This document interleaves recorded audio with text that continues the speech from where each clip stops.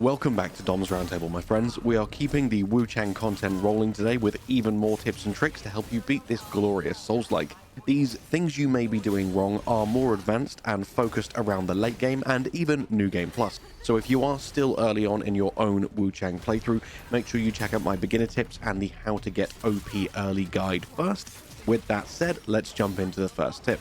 Now, even if you are primarily a melee weapon user, and you are mostly spending your Skyborn might on skills and abilities, things like that, do not rule out spells completely, because throughout the game, there are going to be a few really powerful defensive spells that you can gain access to. So every time you do find a new spell, make sure you go into your inventory and check exactly what it is and whether you want to add it to your hotbar. Just to give you a couple of examples, you've got Divine Might here, which is going to increase the damage of your next attack. Divine Blessing, my personal favorite, which will summon an ancient magical circle within which one recovers HP over time. You have also got Divine Ward, reducing your damage taken for a time. You can use Ethereal Form to merge with the Void to evade attacks and gain invisibility and Skyborn Might, effectively offsetting its own cost. And another favorite of mine, Echo of the Bow Magus, invoke the god of Shu to create a barrier around you that can withstand damage. And throughout this footage, you will have seen me putting this one and Divine Blessing to great use because they are crazy powerful spells, really good for people who use primarily physical damage and melee weapons. The next tip is to be careful what items you use and sell. Because if you didn't know, obviously most of the time when you pick up a quest item or a key item, it will automatically be placed into its respective category. However, even some items that go into your normal inventory that you can just use to heal are also part of quests. Now, I know this is going to terrify some people. There are many hoarders among us who already don't want to use many of their items for one reason or another, and I'm giving you yet another reason to never use any of your items, just in case you need them for a quest line later on. Now, please note these items are very few and far between. I don't have a full comprehensive list yet, but I'm sure someone probably does. So if you want to be insanely meticulous, just go Google that list and make sure that you aren't using or selling these few items that can be also used for quests. Just one example is this dough figurine, which you can give to a child to unlock a new emote, and you will collect another similar dough figurine a little bit further on into your playthrough, which again also can be used as part of this child's quest line. These are just two examples of items that you can use in other ways, but you really should keep if you want to do every single quest in the game. Next up, as you are unlocking skills in the skill tree, this tip is actually much more prominent when you are lower level, because when you've already got like 100 stat points, you can just fill out the entire tree and it doesn't really matter. But in the early to mid game, make sure you are prioritizing the left hand side of the skill tree just as much as your chosen weapon type. It can be very easy to want to pump every single point into axes or longswords or whatever weapon you use, but if you go along the left hand side of the tree here, the two most important things you will be unlocking is obviously additional maximum stacks of your Skyborn Might so that you can unlock up to 5, and also the alteration and temper nodes, allowing you to make better use of your tempering and allowing you to use your temperance charges more often. As I say, if you have watched my How to Get OP Early guide already, you will know exactly what this skill tree should look like at around level 30. After that point, you can kind of start fleshing out whatever you want because you'll have so many points to work with. Next up, talking of spending your skill points, respecking is incredibly generous in this game. It is free, it is infinite, and it doesn't just apply for your skills, it applies for things like your weapon upgrades as well. So you want to become very comfortable with respecking if you are stuck on a particularly hard boss, instead of just trying to brute force it. For example, depending on the order I decide to bring out these videos, I have got a crazy powerful spear build guide to help you destroy Commander Honglan. She is a very powerful mid-game skill check, and this build absolutely melted her. However, if I try to use this same build on regular enemies or a bunch of other bosses, it sucks. So you want to get very familiar with every single weapon and you want to get to the point where you can fully utilize all of their strengths and you are absolutely knowledgeable about all of their weaknesses, so that you can quickly go back and respec for each different situation and help yourself have a much better, much easier time with this game than you would if you just tried to stick with your one single favorite weapon of choice throughout the entire playthrough. Also, as a little added bonus for you, you might end up finding out that a weapon you'd completely written off before is actually really fun, and you wouldn't know if you didn't take my advice from this tip. Next up, as we are talking already about becoming familiar with all aspects of the game, do not forget to switch out your pendants. Oh my god, this is another thing that people forget to do all the time that is going to make the game significantly harder for you than it has to be. Not too far into the game, you will get a pendant that allows you to restore HP every time you kill an enemy. This one is absolutely crucial while you're exploring the world. There are so many minor enemies around that you can always keep your HP topped up without having to waste healing items.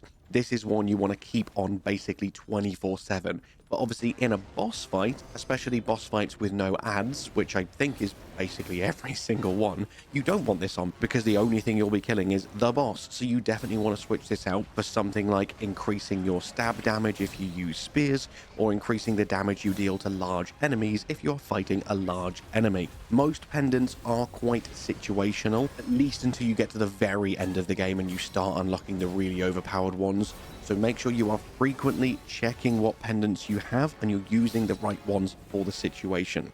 Next up, another thing you can do to make the game easier for yourself is don't be afraid to cheese it. The game cheeses you frequently by sticking ranged enemies out of reach, by hiding traps in literally bloody invisible locations. If the game is that willing to cheese you so frequently, why aren't you willing to cheese it back? Sod that elitist mentality. It's single player. The game is hard enough as it is. Use every single trick in the book to get a leg up on these enemies. The absolute best cheese I can think of is how much you can abuse the AI when a wall or a door is involved, and you can frequently do things like what you have been watching in this clip over and over again in many different areas. This is the best cheese. There's a few more minor ones as well, such as baiting enemies into traps or using strong attacks to push them off cliffs, but this one right here, definitely the best. Next up, Wuchang is a complex, confusing game that requires you to remember quite a few things. So make mental, or even better, make physical notes of all the quests that you are undertaking, because it is far too easy to forget that that old lady spoke to you 3 zones ago and wanted you to go and find her son in this area that you're now in and give him a dumpling or whatever it was. And it's even easier to forget where she was, so that you can go back and report to her when you do happen to stumble upon him. This is the most important bit. Not just remembering the tasks that you've agreed to, but remembering where you accepted the quests so you can go and wrap them up again. Or again, as I said earlier in the video, you'll be missing out on loads of quest lines. So write down the locations of where you picked these quests up so you're not missing out on half the game and locking yourself out of different endings. Next up, do not forget the power of resistances, even when we are talking about environmental effects. Using the example of frostbite in this area, you can see how different armor sets make that frostbite meter increase significantly faster or significantly slower, depending on the resistances. And you want to get very familiar with the best and your favorite armor sets so that you can min-max and make sure you've got lots of mitigation from actual damage that enemies will deal to you in form of slashing and blunt, etc., while also having decent resistances against whatever environmental effects are going to be in this area. And on top of that, to offset that a bit so that you can focus more on damage mitigation rather than environmental effects and resistances, remember, you will have absolutely loads of items in your inventory that are going to help assist with that. So don't worry if you do have, like, for example, negative, like literally minus stats in your frostbite resistance. as long as you have something like a spicy soup that's going to stop that from increasing anyway. Though do also bear in mind, some items are specifically focused around environmental, and I believe in the case of the spicy soup, you will still be able to suffer frostbite from enemies, just not from the environment. So just make sure you read the item descriptions, and it will tell you whether it's an environmental thing or just an overall thing. Next up, something I touched on in the beginner tips. If you are struggling to find an NPC, even after checking the teleport menu and seeing that you have got someone in the area you need to speak to, please note that if their portrait does show there, it doesn't necessarily mean they are at that location. It just means they are somewhere nearby. Specifically, it means that this shrine that has their portrait associated to it is the nearest shrine to their location. So if there aren't any shrines anywhere nearby, they might still be a decent trek away. So you might need to backtrack. You might need to check side dungeons. They're going to be somewhere around. It's just this is the nearest shrine to their location. So as you can see here, if I go back out of the boss arena, there's another shrine right here. So I now know the NPC I'm looking for is the only other way that I can go. One of the most confusing examples of this is trying to find Nian at the refugee camp. You will see this for ages when you get there. Don't worry, he's actually behind a closed door that can only be opened from the other side, and you're going to need to complete much of the area before you can loop back round and tick this one off. And finally, for this video, did you know you can hold down the respective item and spell buttons to quickly select the one that you want rather than having to scroll through them?